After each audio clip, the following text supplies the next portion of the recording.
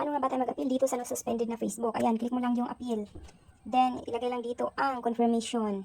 Ito yung CAPTCHA. Ayan, ilagay lang natin itong letters and numbers. Ayan. Then, pagkatapos mo ilagay dyan, click continue, syempre. Then, pagkatapos nyan, start a video selfie. So, magsi-selfie kayo. Then, pag okay na, nagsi-selfie na kayo dyan, click start, then allow. Click lang. Then, position your face. So, kayo nang bahala mag-position ng inyong mukha. Hanggang mag-okay siya.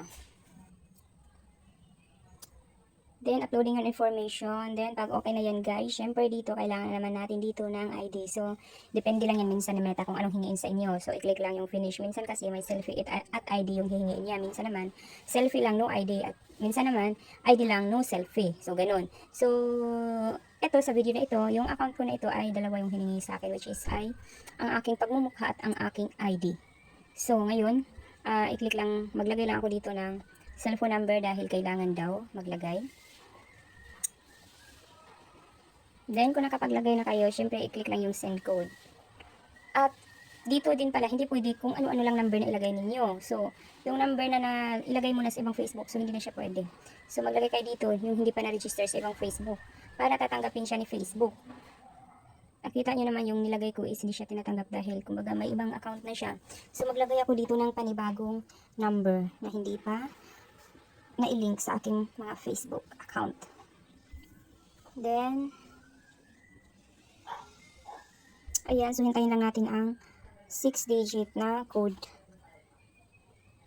So, enter lang natin. Pag na-receive nyo na, enter nyo lang. Then, click ang continue. Then, ngayon, upload your ID. So, mag-upload ako dito ng ID. Kagandahan, pag nag-appeal kayo guys, is maganda sa FB Lite. Dahil maraming ID na choices doon. Pero sa mismong Facebook kayo mag-appeal is 3 lang yung hihingiin. So, dito sa Facebook Lite, marami. May see more siya. Show more. Ayan o. So, di ba maraming ID dito ang pagpipilian.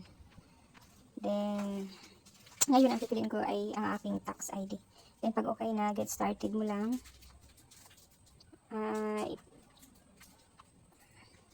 Then, fit your ID in the frame.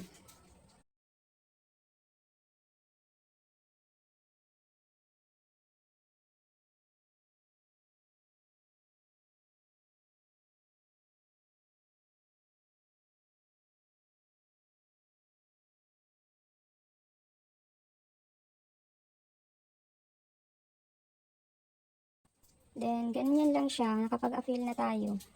Wait na lang ng ilang araw kung kailan ma. Pag hindi ka na-approve, ito yung makikita mo. Your account has been disabled. So, ganito yung hindi na-approve. So, permanently disabled na talaga siya. So, pag ikaw ay approve naman, ito yung makikita mo bubungad pag open mo sa inyong Facebook. You're back on Facebook.